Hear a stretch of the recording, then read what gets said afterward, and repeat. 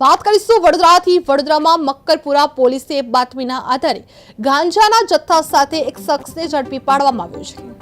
પોલીસે રવિ ઉર્ફે કચો નામનો આરોપી પાસેથી 85.90 ગ્રામ ગાંજો જપ્ત કરવામાં આવ્યો છે, જેના મૂલ્ય આશરે 4,295 રૂપિયા હોવાનું જણાવવામાં આવી રહ્યું છે।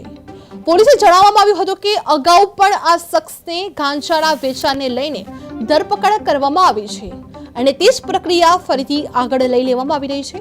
આ કાર્યવાહી મક્કરપુરા પોલીસ દ્વારા શહેરમાં નશા વિરોધી અભિયાન હેઠળ કરવામાં આવી રહ્યું છે। પોલીસે આરોપી સામે કાયદેસર પગલાં ભર્યા છે અને વધુ તપાસ ચાલુ કરવામાં આવી રહી છે, જ્યાં સ્થાનિક લોકો માટે આ ઘટનાએ નશા અને ગાંજાના કાયદેસર વિરુદ્ધ કાર્યવાહી અંગે સચેતનતા જગાવી છે, જે પોલીસે સામાન્ય જનતાને પણ જાહેર જાગૃતિ જાળવવાની અપીલ કરવામાં આવી રહી છે।